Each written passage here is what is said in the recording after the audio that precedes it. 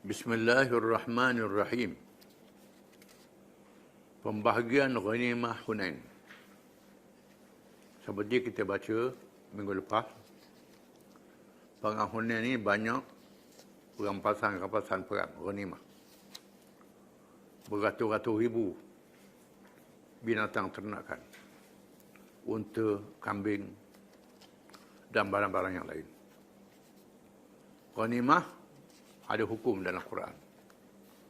Dibahagi 5. Satu bahagian dapat kepada pemerintah yang menguruskan untuk bagi kepada mereka yang berhak. Fakir miskin dan seumpamanya. Terus yang lain. 4 bahagian untuk tentera. Tentera yang terlibat dengan peperangan. Di mana ghanimah ni ialah barang yang boleh alih dirampas. Zaman Saidina Umar, barang yang tak boleh alih tak masuk. Maka dia akan pemahaman khusus selepas Islam menguasai Parsi dan Rom. Kita akan baca kemudian. Rasulullah SAW menugaskan Zaid bin Thabit radhiyallahu anhu yang alim dalam ilmu hisab supaya mengira tawanan Taif dan harta rampasannya yang terdiri daripada binatang ternakan dan barang berharga untuk dibahagikan kepada tentera yang terlibat dalam peperangan.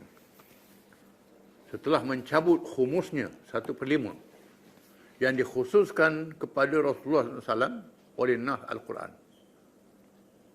Dan Rasulullah SAW memerintah supaya bahagiannya juga dibahagikan kepada orang ramai. Bahagian 1/5 ni bahagi pada orang ramai pula. Banyaknya rampasan ini.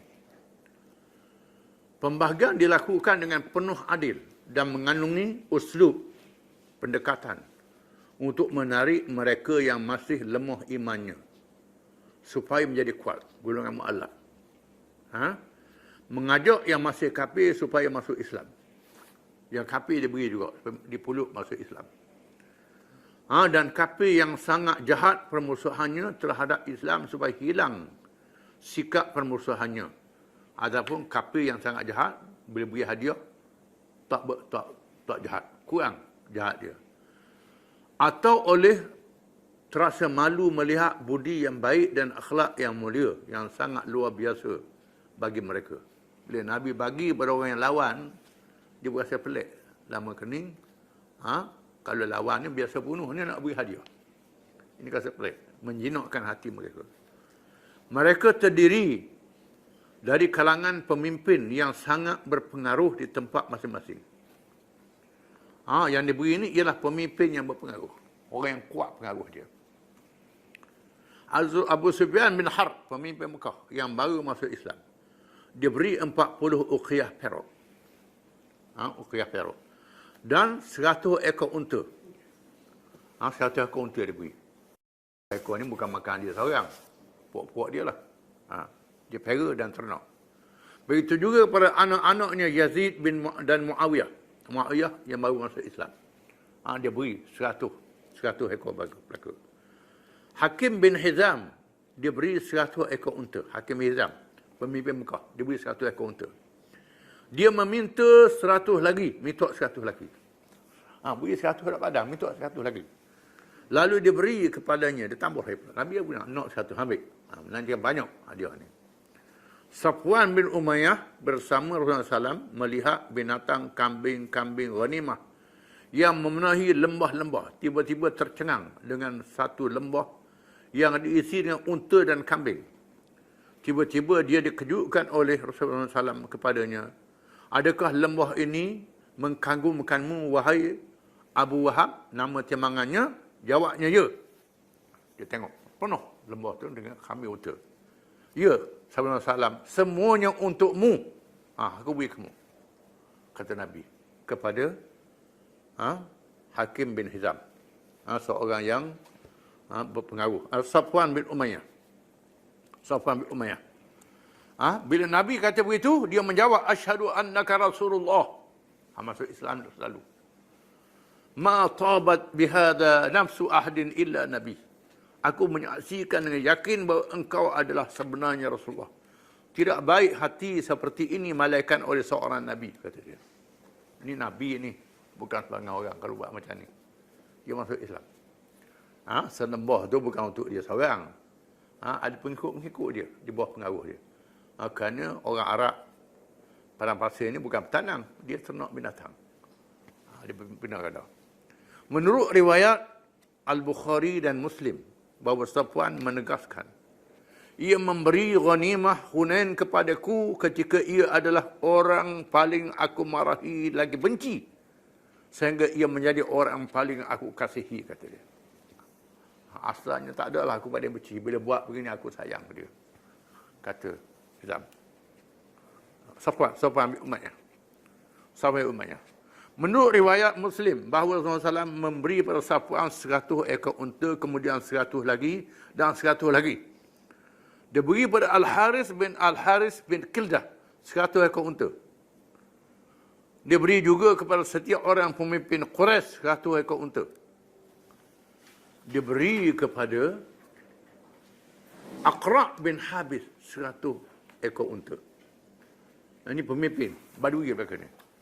Dia beri kepada Uyainah bin Hisn 100 ekor unta. Dia beri kepada Abbas bin Mirdas yang juga bertaraf pemimpin 40 ekor unta. Beri 40 ekor ke Abbas bin Mirdas. Orang lain beri 100. Kerana menganggap ia lebih dipercayai daripada orang-orang yang lain.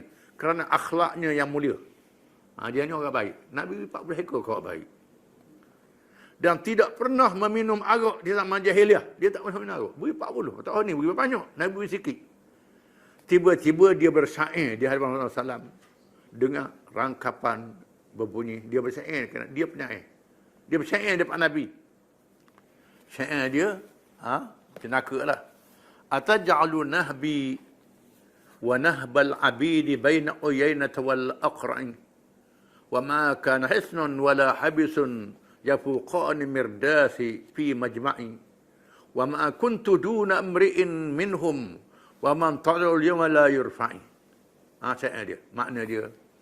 Adakah engkau jadikan bahagianku dan hambaku kudanya? Adakah engkau beri kepadaku dan bahagian kudaku, kuda dia, bahagian kudaku, di antara bahagian Uyainah dan Aqra'? Beri 40 ekor je beri aku. Aku dengan kuda aku. Orang lain beri 100 ekor. Tidakkah Uyainah dan Hisn mengatasi Mirdas dari segi kedudukannya? Dan aku tidaklah seorang yang lebih rendah pangkat daripada mereka. Orang yang direndahkan pada hari ini, saya tidak diangkat lagi, kata dia. Kalau dah naik pakat ini, tak naik lagi lah, kata dia. Dia kata depan Nabi. Lalu Rasulullah bersabda, Ya Abu Bakar, iqta' lisana anni wa a'tihi mi'atan minal ibil. Wahai Abu Bakar, potong lidahnya daripada bercakap terhadapku dan berikan dia 100 unta. Kerak lidah dia. Kerak lidah beri unta 100 ekor lagi. Tak cakap. Nabi balas dia. Dia beri kepada orang-orang yang tertentu 50, 40 setiap orang, sehingga tersebar berita dalam kalangan Arab Badui bahawa Muhammad memberi tanpa takutkan kefakiran. Berani bagi, tak takut fakir, tak hidup miskin. Menyebabkan mereka datang beramai-ramai sehingga penuh sesok dengan orang ramai. Menyebabkan Rasulullah SAW dia asok ramai sangat orang mari. Dia asok Nabi ke pokok dan selendangnya tercabut. Lalu baginda bersabda, cabutkan serban Nabi. Kumu, minta. Sahabat cabut. Dia asok ke pokok. Nabi bersabda, Ruddu ridai ayuhan nas. Fawallahi in kana li fi syajar tihamah na'aman laqasamtuhu alaikum. Thumma alfaitumuni bakhilan wala jabanan wala kaduda. Maknanya, kembalilah kepadaku selendangku, wahai manusia. Atau serban aku. Maka demi Allah, jika sekiranya aku memiliki binatang ternakan sebanyak pokok yang ada di Tihamah, nescaya aku bahagi-bahagikan kepada kamu. Kemudian kamu tidak dapati aku bakhil, penakut, kedekut untuk memberi, kata Nabi. Aku akan beri kalau ada banyak. Sesungguhnya Rasulullah SAW berdiri di sisi untanya lalu mencabut seurak bulu dari gahnya dan bersabda, Ayyuhan nas, wallahi ma li min fai'ikum ay ghanimatikum wala hadhihi al-wabrah illa al-khums wal khums mardudun 'alaykum fa'addul khayta wal makhit fa innal ghulula yakunu 'ala ahli 'aran wa shanaran wa naran yawm al-qiyamah. Wahai manusia, demi Allah, kata Nabi, tidak ada padaku daripada ghanimah kamu walaupun sebesar bulu ini, melainkan 1/5 khumus yang ditetapkan di dalam Al-Quran. Dan khumus itu aku serahkan kepada kamu. Maka kamu wajiblah menunaikan hak walaupun sebesar benang dan jarum. Maka sesungguhnya orang yang menipu, menyembunyikan ghanimah, orang yang melakukannya menjadi aib dan diisytiharkan keaibannya dan masuk neraka pada hari kiamat. Ini ucapannya. Aku beri-berilah, kamu mesti tunai hak. Tapi kalau tak tunai hak, walaupun sebesar bulu unta ni, masuk neraka, kata Nabi. Suka-sukalah boleh. Tiba-tiba datang seorang sahabat dalam kalangan Ansar membawa setokor benang daripada bulu unta dengan berkata, saya mengambil bulu ini untuk menjahit pelana unta saya. Maka ambillah dan bahagi ghanimah saya diserahkan kepada Rasulullah. Dia ambil setokor benang dia.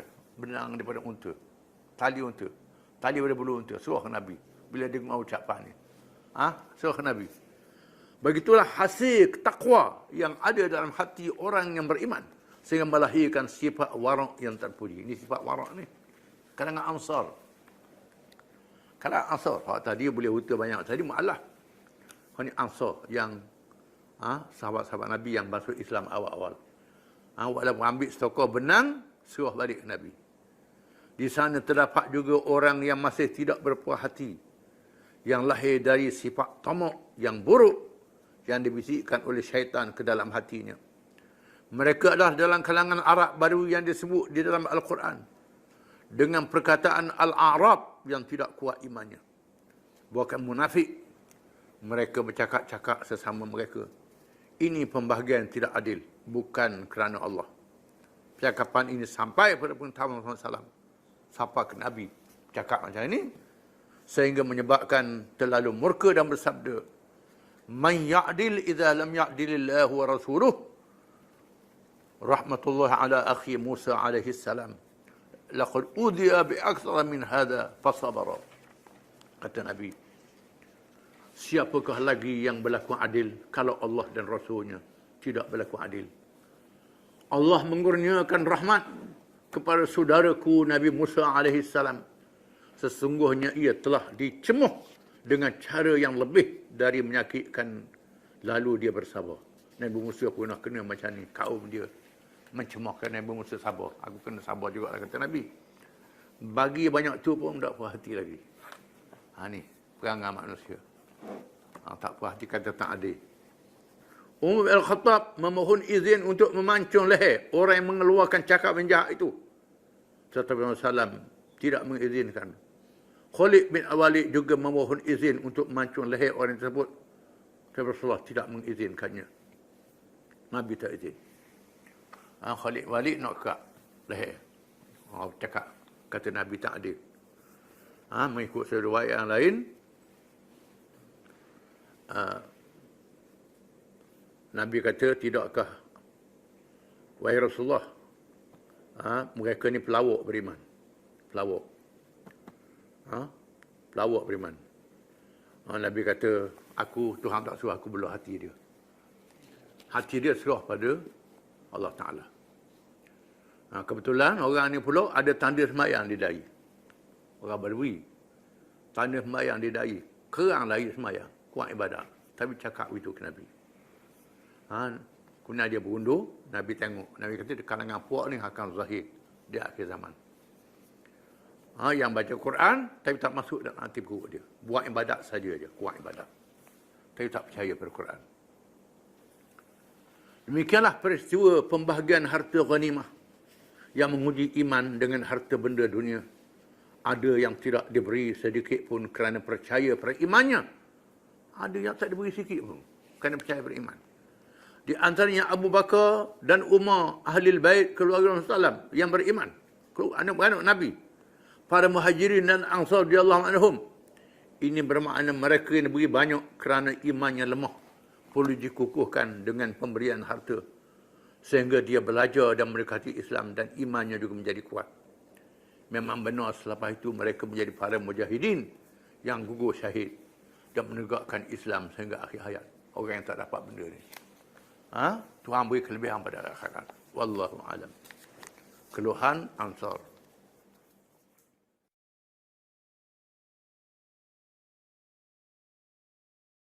Bismillahirrahmanirrahim. Keluhan golongan Ansar. Ansar ialah orang-orang beriman yang datang dari Madinah, khususnya Aus dan Khazraj.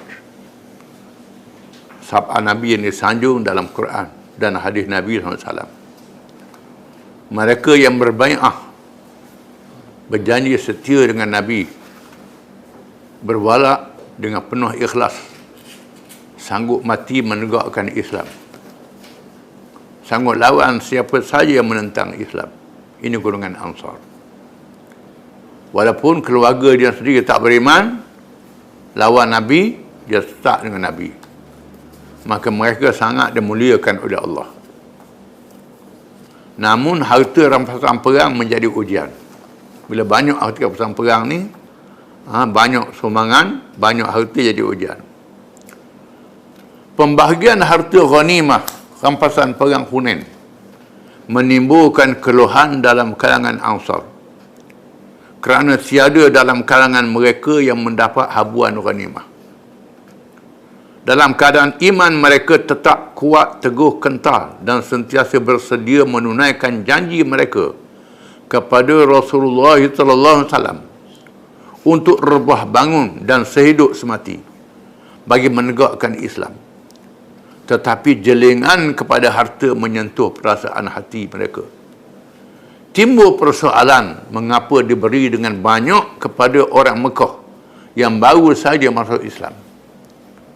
Begitu juga kepada pemimpin-pemimpin Arab Badawi, tidak kepada Ansar. Pemimpin Ansar Sa'ad bin Ubadah radhiyallahu datang menghadap Rasulullah SAW, menyampaikan keluhan mereka. Nabi bagi 200 ekor unta, 100 ekor unta, 50 ekor unta kepada pemimpin Mekah, kepada orang pemimpin Badawi yang baru masuk Islam. Golongan Ansar tak beri apa. Sedangkan mereka buang dengan Nabi sampai mati-matian. Lalu pemimpin mereka datang bertemu dengan Nabi. Rasulullah SAW bersabda kepadanya, "Fa'ina anta min dhalika ya Sa'ad?" Nabi tanya, "Di mana kedudukanmu sendiri dalam perkara itu, wahai Sa'ad?" Nabi tanya, "Mu macam mana? Mu macam orang lain juga?" Sa'ad menjawab, "Ya Rasulullah, ma ana illa min qaumi," kata Sa'ad. "Wahai Rasulullah, saya juga termasuk dalam kalangan kaum saya." Begitulah juga Rasulullah saya begitu juga. Tengok orang lain boleh ratus-ratus ekor unta buat balik. Kami tangan saja je, tak dapat apa. Rasulullah SAW memerintah supaya dikumpulkan mereka semua di satu tempat tanpa ada orang lain. Nabi suruh kumpul puak Ansar, jangan ada orang lain. Setelah mereka semua berkumpul, maka berlakulah perkara menyayak hati, penuh pengajaran yang dicatatkan oleh para ulama hadis dalam sirah seperti berikut. Ulama hadis meriwayatkan, "Fahamidallaha wa athna alaihi bima huwa ahluh. Thumma qala ya ma'syaral ansar, ma maqalatu balagatni ankum wajdatun wajadtumuha alayya fi anfusikum alam atikum dalalan fahadakumullahu bi wa alatan fa'agnakumullahu bi wa a'daan fa'allafa baina qulubikum." Qalu bala Allah wa rasuluhu amannu afdal. ثم قال ألا تجيبوني يا معشر الأنصار قالوا بماذا نجيبك يا رسول الله lillahi wa lirasulihi al-minnah wal fadl. Ay wa fi lafzin qalu ya Rasulullah, ya Rasulullah, wajadtana fi zulmatin fa'akhrajana Allah bika ila nur, wa wajadtana ala shafajarafin minan nar fa'anqadana Allah bika, wa wajadtana dhalalan fahadana Allah bika, faradina billahi rabba wa bil islami dina Muhammadin nabiyya, fa'al ma syi'ta fa'anta ya Rasulullah fi hallin. Qala idhan wallahi law syi'tum laqultum fasaddaqtum. Ataitana mukadziban fasaddaqnaka wa makhdulan fanasarnaka wa taridan fa'awaynaka wa ailan fa'agnaynaka. Faqala al-ansar al-mannu lillahi wa rasulih wal fadlu alaina wa ala ghairina. Faqala ma hadithu balagani ankum fasakatu. Faqala ma hadithu balagani ankum. Faqala fuqaha'ul ansar amma ru'usuna falam yaqulu syai'an wa amma nasun minna hadithatu asnanihim. Qalu yaghfirullahu ta'ala li rasulillah yu'ti quraishan wa yatrukuna wa suyufuna tuqtaru min dima'ihim.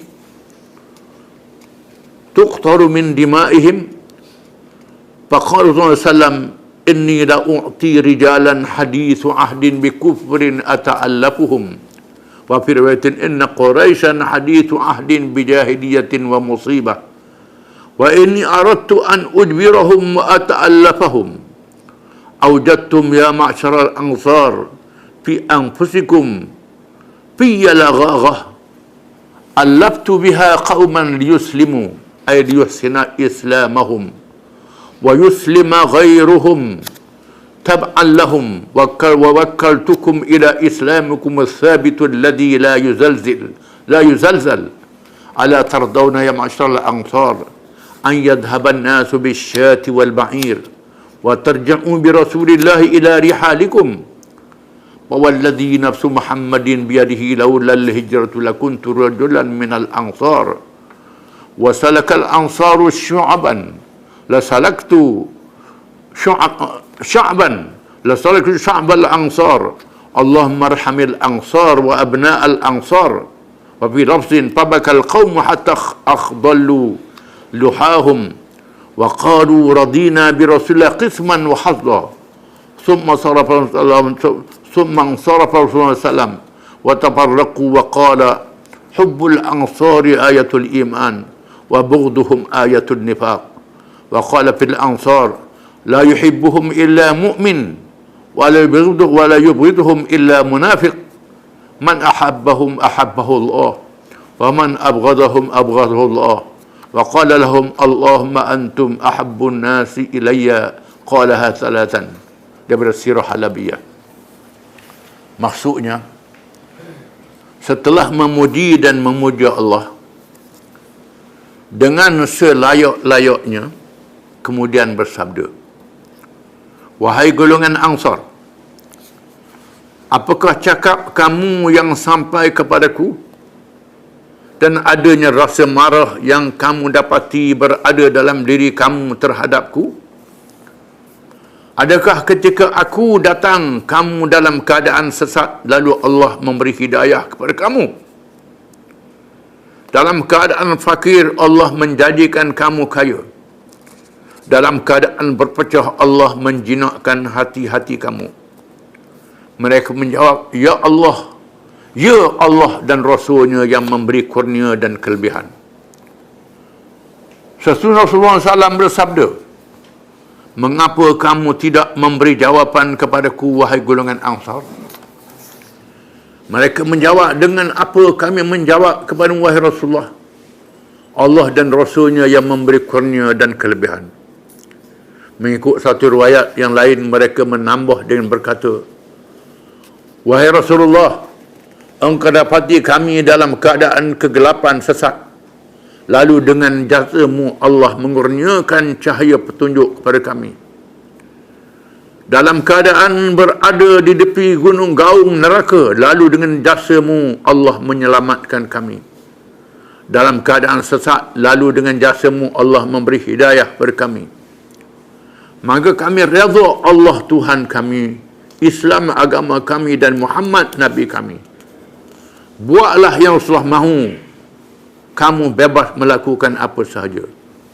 Kata Nabi, Muhammad Rasul kata, SAW bersabda, ingatlah demi Allah, kalau kamu mahu, nescaya kamu berkata, demi sesungguhnya kamu benar. Demi sesungguhnya kamu benar, tidak berbohong. Tidakkah engkau Rasulullah datang di tempat kami dalam keadaan dibohongi? Maka kamilah orang yang mempercayai. Dibiarkan kamilah yang menolongnya, dihalau kamilah yang memberi perlindungan. Mereka menjawab, kurnia adalah milik Allah dan Rasulnya, kelebihan bagi kami dan orang lain. SAW bersabda, apakah yang kamu cakap telah sampai ke pengetahuanku? Mu ada bercakap bagian-bagian. Mereka berdiam diri. SAW mengulangi sabdanya, apakah percakapan yang kamu ucapkan telah sampai ke pengetahuanku? Mu bercakap, merungut tak boleh. Habuan orang lain boleh. Lalu yang faham dalam kalangan mereka menjawab, pemimpin Ansar menjawab, ulama-ulama Ansar menjawab, pemimpin kami tidak berkata apa-apa. Yang celupa dalam kalangan kami berkata, mudah-mudahan Allah mengampun Rasulullah kerana memberi harta ghanimah kepada Quraisy, tidak pada kami, padahal pedang-pedang kami berlomboran dengan darah mereka. Katanya. Rasulullah SAW bersabda, sesungguhnya aku memberi ghanimah kepada beberapa orang yang masih baru meninggalkan kekufuran. Aku hendak jinakkan mereka. Mengikut riwayat yang lain, Rasulullah bersabda, kaum Quraisy baru sahaja meninggalkan jahiliyah dan ditimpa musibah kekalahan. Aku hendak pulihkan mereka dan jinakkan mereka. Aku dapati dalam diri kamu sedikit kecenderungan kepada dunia. Aku beri kepada orang lain kerana memujuk mereka masuk Islam, atau untuk menguatkan lagi Islam mereka, dan supaya orang lain mengikut mereka masuk Islam. Kata Nabi, aku beri ni nak jinak orang. Aku serah Islam kepada kamu, kepada diri kamu sendiri, tanpa dengan digoncang. Wahai golongan Ansar, adakah kamu tidak redha? Biarlah orang lain pulang ke kampung mereka dengan membawa unta dan kambing, adapun kamu membawa Rasulullah pulang bersama kamu. Orang lain balik ke kampung, bawa unta, bawa kambing, bawa balik Rasulullah. Demi Tuhan yang diri Muhammad berada dalam tangannya, kalau tidak kerana hijrah, nescaya aku termasuk dalam galangan Ansar. Kalau golongan lain berjalan di satu jalan dan golongan Ansar berjalan di jalan yang lain, nescaya aku bersama dengan Ansar. Kata Nabi, ya Allah Tuhanku, berilah rahmatmu kepada Ansar, anak-anak Ansar dan cucu-cucu Ansar. Nabi doa kepada Ansar dan cucu-cucu Ansar sehingga hari ini. Maknanya golongan keturunan Ansar ni dapat rahmat doa Nabi sehingga hari ini. Dia mendengar ucapan itu, mereka menangis sehingga membasahi janggut dan berkata, kami redha dengan Rasulullah menjadi bahagian kami. Lalu Rasulullah SAW beredar dan mereka juga beredar. Mengikut riwayat yang lain, Rasulullah bersabda, kasihkan, rahmatkan Ansar menjadi tanda iman, memarahi Ansar menjadi tanda munafik. Barang siapa yang sayang pada Ansar menandakan dia beriman. Barang siapa yang marah pada Ansar, dia munafik, kata Nabi. Dan baginda bersabda, tidak mengasihi Ansar melainkan seorang beriman, dan tidaklah memarahi Ansar melainkan seorang munafik. Sesiapa yang mengasihi Ansar, nescaya dia dikasihi Allah. Dan sesiapa yang memarahi Ansar, nescaya dia dimurkai Allah. Dan baginda bersabda lagi, ya Allah Tuhanku, mereka lah manusia yang paling aku kasihi. Diulang 3 kali. Nabi ulang 3 kali. Nabi ulang 3 kali. Supaya Allah Ta'ala memberi rahmat kepada golongan Ansar. Pembebasan tawanan. Berlaku pula peristiwa dibebaskan tawanan. Rasulullah SAW berada di Ja'ranah melebihi 10 hari. Ja'ranah ialah tempat orang buat umrah di situ. Ja'ranah. Nabi duduk situ sama 10 hari. Dalam masa itu berlaku beberapa peristiwa menarik. Di antara kedatangan rombongan Hawazin berjumlah 14 orang yang diketuai oleh bapa saudara susuan Rasulullah SAW bernama Zuhair bin Surd, memohon dibebaskan tawanan dan harta rampasan perang Hunain kerana semuanya habis, telah dibodohkan, semuanya habis oleh kebodohan Malik bin Auf yang berlindung di Taif.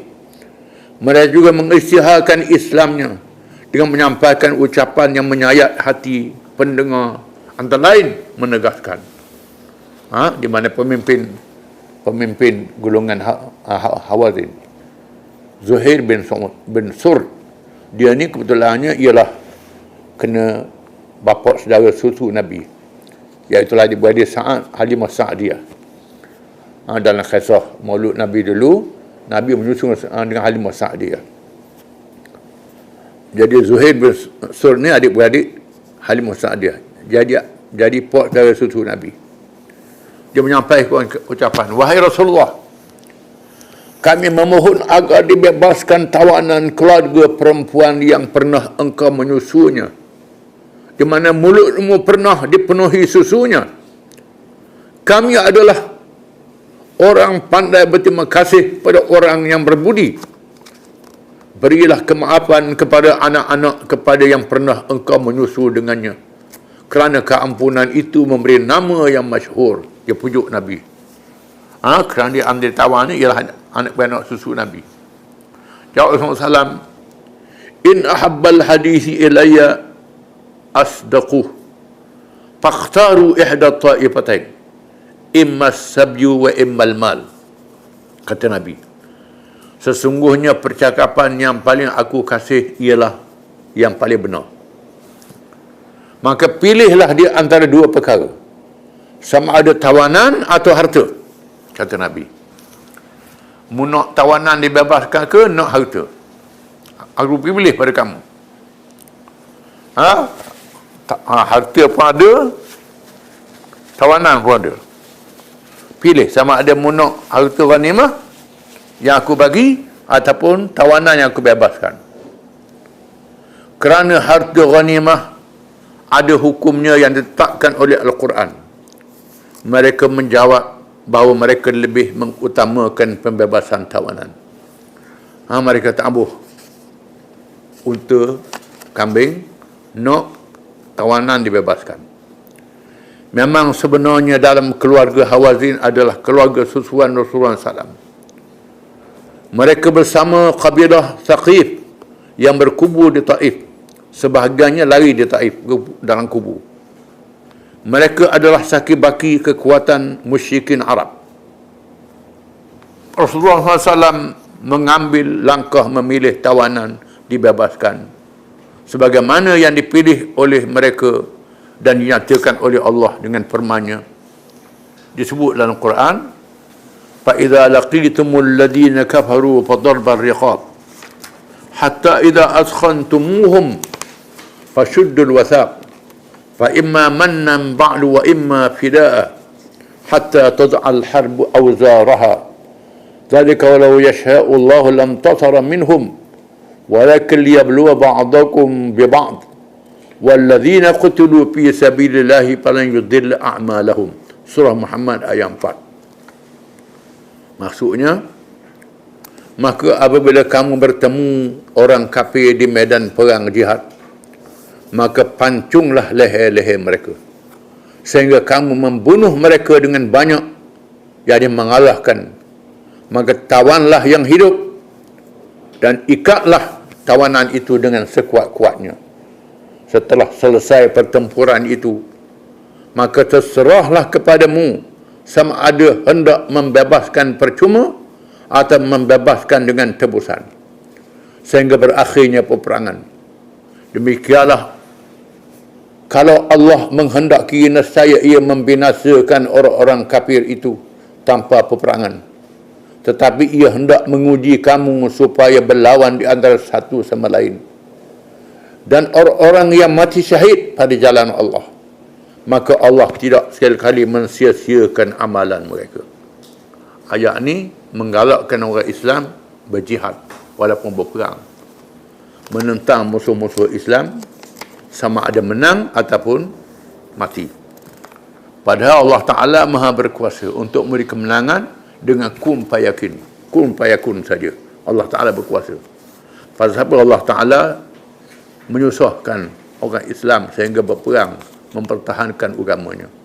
Kerana Allah Ta'ala nak menguji manusia dalam kehidupan dunia. Dia beri pahala yang besar kepada mereka yang berjihad, mengorbankan harta dan jiwa raga untuk menegakkan Islam. Dan dia beri hukum. Dalam tawanan perang, dia beri pilihan. Sama ada dibebas dengan tebusan atau dibebas dengan percuma. Ini ada, dia boleh buat pilihan. Jumlah tawanan wanita dan kanak-kanak selama 1,000 orang ditawan. Mengikut hukum Islam, mereka dijadikan hamba kerana realiti di zaman itu, perhambaan tidak mudah dihapuskan. Kerana zaman itu, zaman tawanan dijadikan hamba. Maka Allah Ta'ala izinkan kita orang Islam menjadikan tawanan musuh sebagai hamba. Itu realiti masa itu. Tetapi Islam mewajibkan penjagaan yang baik laksana keluarga sendiri. Walaupun hamba, kena jaga macam anak beranak sendiri. Haram dizalimi dengan apa cara sekalipun. Namun Islam menentukan hukum-hukum yang membebaskan hamba dengan pelbagai cara. Di mana Islam berbeza dengan agama lain dan ajaran manusia dalam menangani masalah hamba. Kejayaan hukum Islam terbukti dengan hilangnya perhambaan dalam masyarakat Islam, dan bekas hamba boleh memegang jawatan paling tinggi dalam negara Islam. Hukum Islam masalah hamba berbeza dengan kaum lain. Yang pertama, hamba dilayang macam keluarga, tak boleh zalimi sekali-kali. Macam anak isteri kita, hamba ni. Macam anak isteri. Kalau hamba perempuan, macam isteri lah. Tak kahwin lagi. Jadi boleh duduk sekali. Anak-anak kita, siapa begitu. Tapi hukum nafkah macam isteri juga. Wajib. Begitu juga kanak-kanak jadi hamba, kena jaga macam anak kita. Dalam masa yang sama, zalim terhadap hamba dosa besar. Kemudian kalau buat kesalahan-kesalahan jenayah yang berat ataupun dosa yang besar, melanggar sumpah dan seumpamanya, setubuh ni isteri bulan Ramadan, waktu siang hari, hukuman yang pertama merdekakan hamba. Bunuh orang, tak sengaja, merdekakan hamba, hukuman dia. Kemudian merdekakan hamba, pahalanya besar. Kalau bergurau, merdekakan hamba, jadi merdeka mengikut hukum syarak. Macam bergurau tolak isteri, jatuh tolak. Bergurau jadi murtad, Ini benda yang tak boleh bergurau.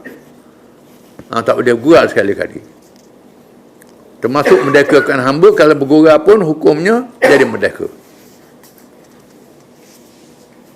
Oleh kerana hukum-hukum macam ini, dalam kerajaan Islam, tak ada hamba pada hari ini. Hilang terus. Dan hamba, bila masuk Islam, sama dengan orang Islam lain. Ada jadi ulama besar, pemimpin besar. Bahkan bertukar ganti, bila orang Arab sudah lemah, orang yang bukan hamba jadi pemimpin, jadi khalifah, memerintah negara. Ini dalam Islam. Kerajaan Abbasiyah, sebahagiannya adalah bekas-bekas hamba. Asalnya. Termasuklah kerajaan Uthmaniyah, kerajaan Ayyubiyah, kerajaan Mamalik. Asalnya itu daripada hamba. Bila sudah masuk Islam, jadi pemimpin. Dalam peristiwa Hunain, Rasulullah SAW memulakan dengan dirinya sendiri membebaskan tawanan di bawahnya dan keluarganya. terutamanya melihat kepada ramainya dalam kalangan Hawazin yang mengisytiharkan Islamnya. Dalam masa yang sama, para sahabat dalam kalangan Muhajirin dan Ansar mengikut jejak langkah Rasulullah SAW membebaskan tawanan. Adapun orang yang tidak mahu membebaskan, diberi tawaran 6 ekor unta betina bagi setiap orang yang dibebaskan. Akhirnya semua dibebaskan. Orang bebaskan apa? Nabi beri hadiah 6 ekor unta betina, barang yang mahal zaman itu. Rasulullah SAW bersabda, di mana perginya Malik bin Auf? Nabi tanya, mana Malik bin Auf? Pemimpin Hawazin. Mana? Mereka menjawab, dia melarikan diri ke Taif. Dia lari Rasulullah, duduk kota Taif. Sabda Rasulullah SAW, kalau dia datang, aku bebaskan keluarga dan hartanya. Dan aku beri kepadanya 100 ekor unta, kata Nabi. Nabi istihar. Sekiranya Malik bin Auf datang serah diri, aku bebaskan keluarga dia, aku akan beri hadiah 100 ekor unta. Tawaran ini disampaikan kepada Malik bin Auf yang bersembunyi dalam kota Taif. Bila dengar Nabi nak beri 100 ekor unta, nak bebaskan keluarga, lalu dia menyusup keluar dan menyerah diri kepada Rasulullah SAW dan mengisytiharkan Islamnya. Terus masuk Islam. Dan Rasulullah SAW melantiknya menjadi ketua di daerahnya. Lantik ketua daerah walaupun baru masuk Islam. Lantik ketua. Islamnya pemimpin memberi kekuatan yang besar kepada perkembangan Islam, kerana Rasulullah SAW pernah bersabda, khiyarukum fil jahiliyati khiyarukum fil islami idza faqahu. Orang-orang yang terpilih dalam kalangan kamu di masa jahiliyah menjadi orang-orang yang terpilih juga di masa Islam apabila mereka faham memainkan peranannya setelah Islam. Orang cerdik, orang bijak, kalau dia masuk Islam, tak hilang cerdik bijak dia. Kalau dia layak jadi pemimpin, jadi pemimpinlah dia. Bukan dia pecat, dia pemimpin. Dan sebab itu, contohnya Raja Masraq, Raja Oman. Raja Masraq, Raja Oman, bila Nabi tulis surat, dia masuk Islam. Dia jadi raja, tak dia pecat daripada raja. Terus dia jadi raja. Tak diturun daripada takhta dia. Raja Habasyah sebagai contohnya, An-Najashi al-Asqam, masuk Islam. Bila masuk Islam, Nabi istihar jadi raja di Habasyah. Tak dipecat. Tak kisah jadi raja, jadi presiden, jadi apa. Bila terima Islam, dia terima mengikut kedudukan dia. Islam terima.